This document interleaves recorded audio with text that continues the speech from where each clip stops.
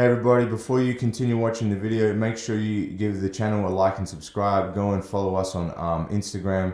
Go and check out all the different social media scenarios. Make sure if you're enjoying the content, go there, like, subscribe, follow, so we can keep putting stuff out. If you've got any questions, leave a comment. All right, make a comment on either of our pages and we'll answer them as soon as we can. What's up? I wanted to ask you a question as well. You had 3 boys that train with us, and we saw the whole all the transformation. And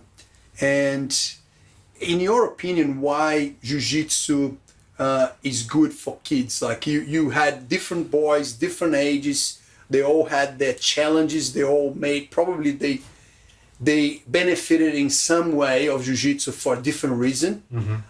So by having this pool of like 3 kids doing it, what is in your opinion, why you think jiu-jitsu is a great sport / martial arts for kids? Yeah, look, I think, so we actually had to make some of the kids go, right? So it wasn't like they were all committed. Yeah. So like, and I used to tell them, like, I can't believe you like having me tell you to go to jiu-jitsu. Like, you know, if I had a dad like me when I was a kid, that would have been awesome, right? But anyway, look, I think you just said they had to go and they went. Yeah. My mom bribed us. We train, we get ice cream. We don't train, no ice cream. Yeah. Well, whatever it takes. But I think that consistency is very important, right? Yeah.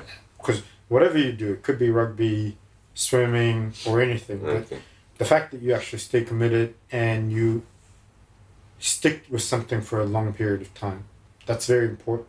Because, you know, I see a lot of times, like, you know, you try football here for a couple of weeks and then you don't like it and then they gotta go. And so I think kids go through and adults go through that as well, is that it kind of teaches you that perseverance, and you get to, you know, watch the benefit of sticking with something for a longer period of time.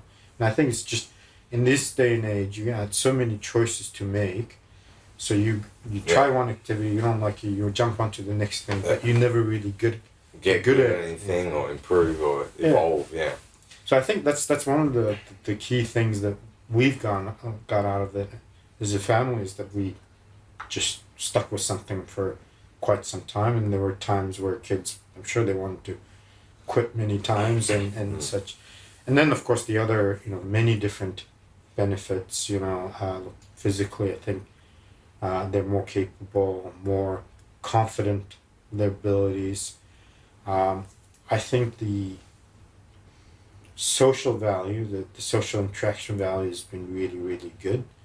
You know, I mean, you recall what you know, Garrett used to be like when he was younger, right? He couldn't focus on anything, all over the shop and everything.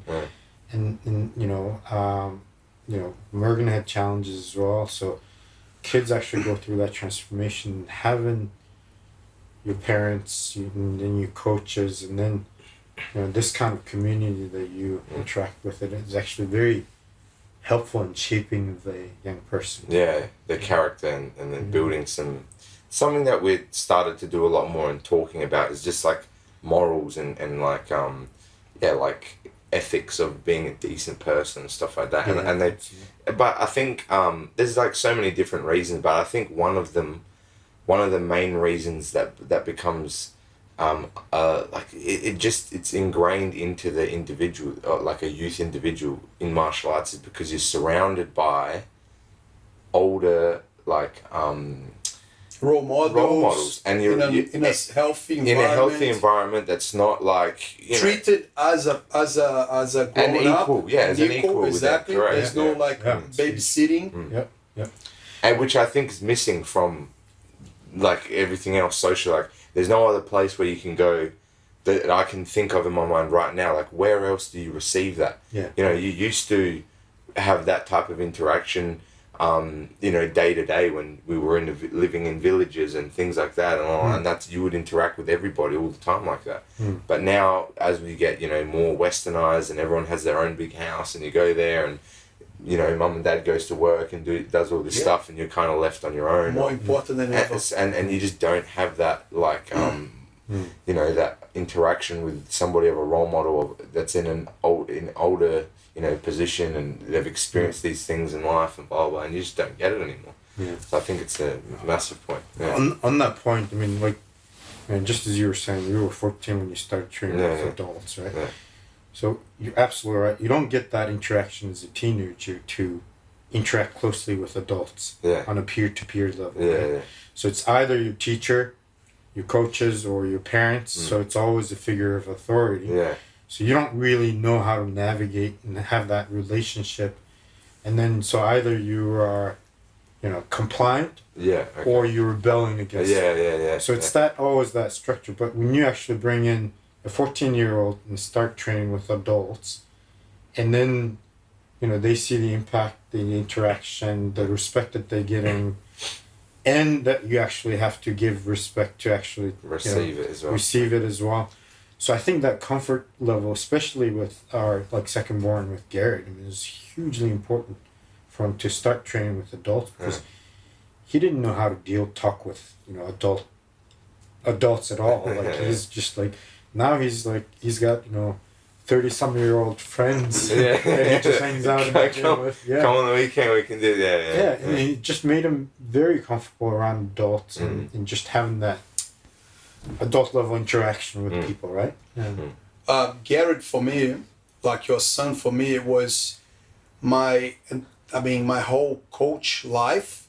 I always aim for that moment, right? And I used to say that, where you get a child and you go and you teach them, you know, and he sticks around. For that to happen, he needs to stick around, and the transformation helps, you know, the floor, the people around, etc., the values, their training, their improvement as a person happens, and suddenly they go to the adults.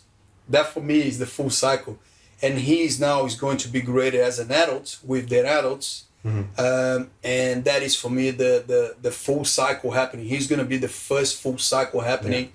And the beauty of the full cycle happening is that he's then graded as an adult. He's an adult then, and his dad is an adult training with him. That's a bit like an ice on the cake for me, you know, as a coach. Yeah. It's got to be one of those also very, you know, great, satisfying experiences to watch your amazing students grow from amazing. You know, and you had a finger on the pie. You know, exactly. To make that a better. Continuing to evolve and get better and improve in all aspects of life. Yeah.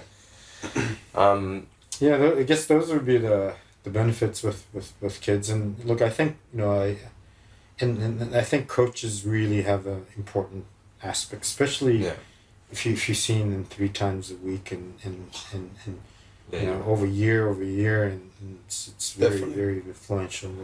Bring them upstairs for a chat. For sure. There's always, you know, bumps in the road. You got to talk to each other. Yeah. But like, we've encouraged people before, like talking about this type of stuff.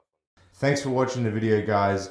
Hope you enjoyed. If you did, make sure you give it a like, subscribe, and a follow. Check out all our different social media platforms. There's heaps of content coming out. There's different snippets and content on different platforms. So make sure you're on everything.